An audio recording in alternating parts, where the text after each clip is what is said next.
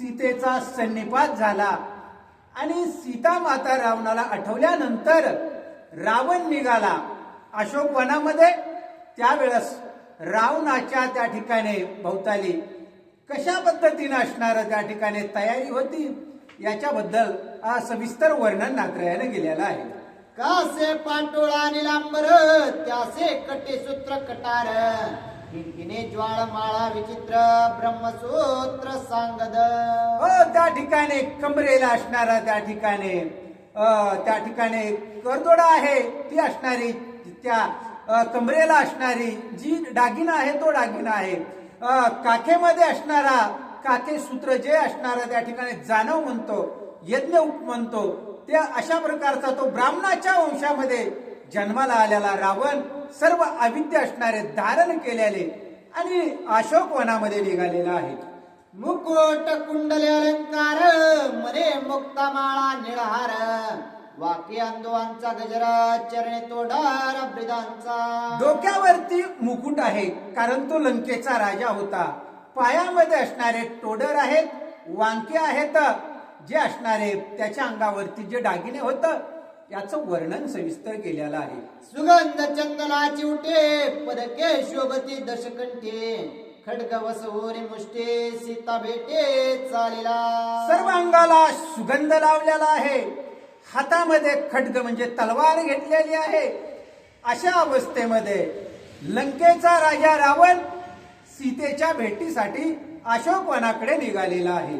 चालेला अशोक वना प्रते सवे स्त्रिया नेनो किते एक दीपिका दाविते बळी म्हणते पैके। अशा पद्धतीने रावण अशोक वनाकडे जात असताना समोर असणाऱ्या त्या स्त्री मंडळ आहेत, दासी मंडळ आहे आणि त्या ठिकाणी दीपिका दिवे असणारे त्या ठिकाणी समोर लावलेले आहेत की जेणेकरून अंधारामधून मार्ग सापडेल अशा अवस्थेमध्ये निघालेले आहेत।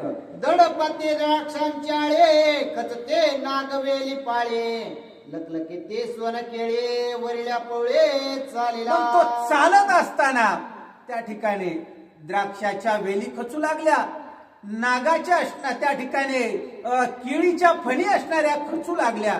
कारण का त्यांचं चालणं असं उद्धट होतं आणि त्यांच्या चालण्यामुळं अशा असणारे द्राक्षाचे वेल, केळीच्या फण्या अशा असणाऱ्या खचून पडू लागलेल्या आहेत। देखोरे बनकरांचा थाट स्त्रिया चालते गडगडाट लवण वृक्ष होती सपाट स्पर्श दुष्ट स्त्रियांचा। त्या ठिकाणी जे असणारे दूत पुढे चालत होते, श्रीमंडळ असणारे त्या ठिकाणी चालत असताना त्यांचा दुष्टप्रश्य झाल्याबरोबर वृक्ष काही असणारे जळून खाक होत होते कारण ते पावित्र्यता असणारे ते पाळत नव्हत्या आणि अशा अवस्थेमध्ये जात असताना वृक्ष जळून खाक होऊ लागले त्यांच्या प्रश्नेने। अशा पद्धतीचं वर्णन नात्रायानं केलेलं आहे। स्त्रियांच्या स्पर्शाखाले वाटिका वाळती समूळे वृक्ष झडते पुष्पी फळे वरिल्या पोळे चालेला। अशा पद्धतीने रावण निघाला, स्पर्शाने असणारे झाड असणारे त्या ठिकाणी पडू लागले, जळू लागले। असा असणारा रावण निघाला। त्यावेळेस काय घडलं पुढे ते ऐका। दीपिका तेजाचे कडाडे वृक्षा होईल फलपान झडे अमृतवल्ली तडातडे रोपे रोकडे जळतील। त्या दिव्याच्या तेजानं असणार त्या ठिकाणी अनेक प्रकारचे असणारे रोप असणारे जळू लागले वृक्षाचे। अशा पद्धतीने त्या ठिकाणी रावण अशोक वनाकडे निघालेला आहे। स्त्रिया गाते मोडती चापे मोडते यम कमळनी वाफे वरले पोळीचे साटोपे सीते समेप त्वाला। अशा पद्धतीने असणारे कमळाचे फुलं होते, अनेक असणाऱ्या कवळे असणारे वृक्ष होते। अशा वृक्षाचे फाटे असणारे मोडू लागले, फुलाचं असणारा त्या ठिकाणी झड होऊ लागले, गळू लागले। असा असणारा तो रावण सीतेच्या जवळ येऊन पोहोचलेला आहे। रावण येता सीते प्रत्येक कोप हनुमंताचे चित्ते वृक्ष सरसावला मारोते लंकापती ते गुमसावया। रावण असणारा अशोक वनात येऊन पोहोचला आणि हनुमंतराय असणाऱ्या त्या अशोक वनामध्येच वृक्षावरती बसलेले होते।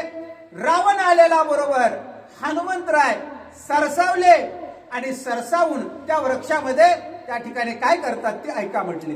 रावण जोमता सीतेसे बोमने तारामापासे सांगो जाता सुग्रीवासे लाजेल मजसे पुरुषार्थ. असा उद्धट अवस्थेनं रावण आल्याला बघितला हनुमंतरायानं. मनात विचार केला की हा असणारा रावण सीता मातेकडे येत आहे आणि तो येऊन जर सीता मातेला झोंबला आणि ही बातमी जर मी रामाला सांगितली तर सुग्रीव राजा काय म्हणेल, प्रभू रामचंद्र काय म्हणतील आणि याच्यासाठी काय केलं पाहिजे. हनुमंतराय वृक्षाच्या आतमध्ये विचार करतायत. हे चिवाणरे सांगो जाता हनुमान मने न पुसकता गाये मारिल लंका नाता न पुसता श्रीरामासे. हीच बातमी वानराला सांगितली. सर्वांना जर माहित झालं मी वृक्षावरती बसलेला असताना रावण आला आणि सीतेला झोंबला, ही बातमी जर माहित झाली तर लोक काय म्हणतील. हनुमंतराय विचार करू लागले की मला असणारे नपुसकता येईल म्हणून न पुसता न विचारता जर का रावणानं सीते मातेला स्पर्श करण्याचा असणारा त्या ठिकाणी ठरवला तर मी निश्चित याला मारेन असं हनुमंतरायानं ठरवलेलं आहे. मज देखता श्रीराम भाजा गांजो जाता राक्षस राजा दाही शिरवेश भोजा गाय पूजा करे नमे. माझ्या देखत माझ्या स्वामीची असणारी पत्नी सीता माता जर रावणाने गांजण्याचा प्रयत्न केला तर याचे असणारे 10 मुंडके आणि 20 हात याच ठिकाणी मी नाहीसे करेल अशा हनुमंतरायानं विचार केलेला आहे. आधीच न करावा घात सीते पासी लंकानाथ कैसी कैसी बोले बोलत तो वृत्तांत ऐको पा. हनुमंतराय म्हणजे बुद्धिमत्तम वरिष्ठम. ते असणारे बुद्धीमध्ये असणारे सर्वांमध्ये वरिष्ठ आहेत असं त्या ठिकाणी वर्णन आहे त्यांचं. म्हणून हनुमंतराय म्हणतात अगोदरच मारणं काही योग्य नाहीये. रावणाला जवळ येऊ द्यायचं. काय बोलतोय, कशा पद्धतीनं बोलतोय हे बघायचं आणि नंतर बघू म्हटले काय करायचं इथे. सीता अनुसरले रावणासे येतो न घडे कदा काळेसे जरी हा भोगेल बळेसे तरी मी यासे दुमसेन. प्रभू रामचंद्राची पत्नी सीता माता रावणाशी एकरूप होणार नाही याची मला खात्री आहे. जर रावणाने येऊन बलात्कार करण्याचा प्रयत्न केला तर मग मात्र मी ह्याला सोडणार नाहीये अशा त्या ठिकाणी विचार हनुमंतराय वृक्षावरती बसून करता येतं. मानोन्मत्त पानोन्मत्त राज्योन्मत्त बळोन्मत्त ज्ञान गर्वे ज्ञानोन्मत्त पंचोन्मत्त रावण. रावण हा पंच उन्मत होता. 5 प्रकारचे उन्माद त्याच्याकडे होते. ज्ञानाचा उन्मत होता. त्यानं असणारे त्या ठिकाणी वेदाचे 4 भाग केले. त्या ठिकाणी वेदाचं अध्ययन केलेलं होतं. ज्ञान होतं त्याच्याकडं, बल होतं, बुद्धी होती, त्याच्याबरोबर राजवैभव होतं. असा पंच उन्मत असणारा रावण काय करतोय त्याच्यासाठी हनुमंतराय वृक्षावरती बसून वाट पाहता येतं. पंचोन्मत्त अति उन्मत्त या लागी त्यात क्षिप म्हणत सीता काम्या ते भ्रांत भ्रमोन्मत्त रावण. अशा पद्धतीनं पंच उन्मत असणारा रावण आणि पुढं सीताच्या कामनेनं काम उन्मत झालेला रावण अतिशय भरमिष्ट झालेला आहे आणि अशोकवनामध्ये येऊन पोहोचलेला आहे. या परे अशोकवनात लंका नाता आणि हनुमंत साधू पाती निज स्वार्थ तो कथार्थ अवतारा.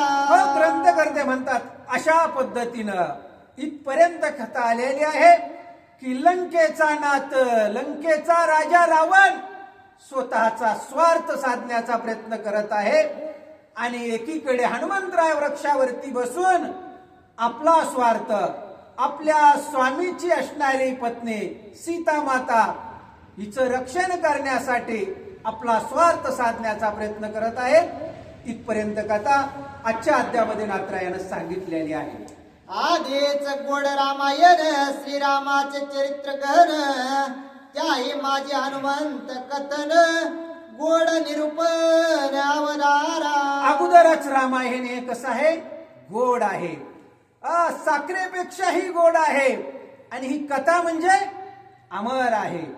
आणि निश्चितच ही अमर कथा रामायण हे त्या ठिकाणी त्रेतायुगापासून चालत आलेलं आजपर्यंत चालत आहे. अमर कथा, कधी न मरणारी कथा आहे. जे ऐकतील ते देखील अमर होणार आहेत या कथेनं.